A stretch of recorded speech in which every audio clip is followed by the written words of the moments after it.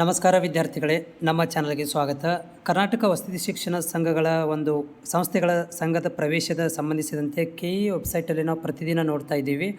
But ಕೆಇಗೆ ಕೂಡ ನಾನು ಸಂಪರ್ಕಿಸಿದ್ದೆ. ಅವರು ಹೇಳ್ತಾ ಇದ್ದಾರೆ ಏನಂತಂದರೆ, ಈಗಾಗಲೇ ನಾವು ಒಂದು ಮೆರಿಟ್ ಪಟ್ಟಿಯನ್ನು ಬಿಟ್ಟಿದ್ದೀವಿ. ಮೊರಾರ್ಜಿ ದೇಸಾಯಿಗೆ ಸಂಬಂಧಿಸಿದಂಥ ವಿವಿಧ ಒಂದು ಸಂಸ್ಥೆಗಳಿಗೆ ಸಂಬಂಧಿಸಿದಂಥ ಮೆರಿಟ್ ಪಟ್ಟಿಯನ್ನು ಬಿಟ್ಟಿದ್ದೀವಿ.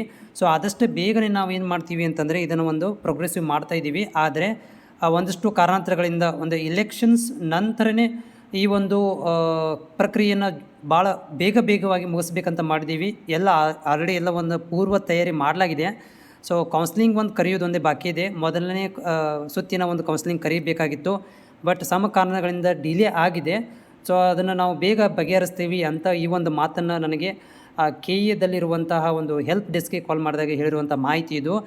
ನಾನು ಕೂಡ ಈಗಾಗಲೇ ತುಂಬ ಲೇಟಾಗಿದೆ, ಮೆರಿಟ್ ಲಿಸ್ಟ್ ಬಿಟ್ಟು ತುಂಬ ಲೇಟಾಗಿದೆ. ಎಲ್ಲ ಕೂಡ ರಿಸಲ್ಟ್ ಅಪ್ಡೇಟ್ ಆಗಬೇಕಿತ್ತು. ಬಟ್ ಕೆಇದವರು ಇನ್ನೂರಿಗೆ ಕೂಡ ಯಾವುದೇ ಥರ ಅಂತ ರೆಸ್ಪಾನ್ಸ್ ಮಾಡಿಲ್ಲ ಮತ್ತು ಅದಕ್ಕೆ ಸಂಬಂಧಿಸಿದಂತೆ ಯಾವುದಾದ್ರು ಒಂದು ಪತ್ರನೂ ಕೂಡ ಕೊಟ್ಟಿಲ್ಲ.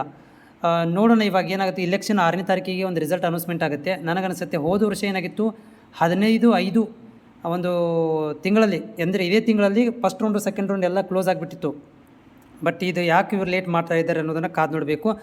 ಯಾವುದಕ್ಕೂ ಕೂಡ ನಾನು ವಿದ್ಯಾರ್ಥಿಗಳಿಗೆ ರಿಕ್ವೆಸ್ಟ್ ಮಾಡ್ಕೊಳ್ಳೋದು ಏನಂತಂದರೆ, ನಿಮ್ಮ ಒಂದು ಸಮೀಪದ ಜಿಲ್ಲೆಯಲ್ಲಿರುವಂತಹ ಮೊರಾರ್ಜಿ ದೇಸಾಯಿ ಶಾಲೆಗಳಿಗೆ ಹೋಗಿ ವಿಸಿಟ್ ಮಾಡಿ ಅಲ್ಲಿ ಕೂಡ ನೀವು ಕೇಳ್ತಾ ಇರಿ. ಯಾಕಂತಂದರೆ ಒಂದು 2-3 ಇಯರ್ ಬ್ಯಾಕಲ್ಲಿ ಹಿಂಗೆ ಆಗಿತ್ತು. ಏನಂತಂದರೆ ಇವರು ಅಪ್ಲಿಕೇಶನ್ ಸಡನ್ನಾಗಿ ಏನು ಮಾಡಿದರು, ಕಾಲೇಜುಗಳಿಗೆ ಅಂದರೆ ಸ್ಕೂಲ್ಗಳಿಗೆ ಇನ್ಫಾರ್ಮ್ ಮಾಡಿ ಅಲ್ಲೇ ಭರ್ತಿ ಮಾಡ್ಕೊಳ್ಳಿಕ್ಕೆ ಅಲ್ಲೇ ಒಂದು ಲಿಸ್ಟ್ಗಳನ್ನು ಕಳಿಸಿ ಅಲ್ಲೇ ನೋಟಿಸ್ ಬೋರ್ಡಲ್ಲಿ ಹಚ್ಚಿ ಮತ್ತು ಕಾಲ್ ಮುಖಾಂತರ ಕಾಂಟ್ಯಾಕ್ಟ್ ಮಾಡಿ ಅಡ್ಮಿಷನ್ಸ್ಗೆ ಕೂಡ ಕೇಳಿದ್ದರು. ಈ ರೀತಿ ಒಂದು ಪರಿಸ್ಥಿತಿಯಾಗಿತ್ತು. ನೀವು ಕೂಡ ಫ್ರೀ ಇದ್ದರೆ ನಿಮ್ಮ ಸಮೀಪದಲ್ಲಿರುವಂಥ ಅಕ್ಕಪಕ್ಕದಲ್ಲಿರುವಂಥ ಜಿಲ್ಲೆಗಳಲ್ಲಿ ಇರುವಂತಹ ವಸತಿ ಶಾಲೆಗಳಿಗೆ ವಿಸಿಟ್ ಮಾಡಿ ಅಲ್ಲಿ ಕೂಡ ನೀವು ಕೇಳ್ತಾ ಇರಿ.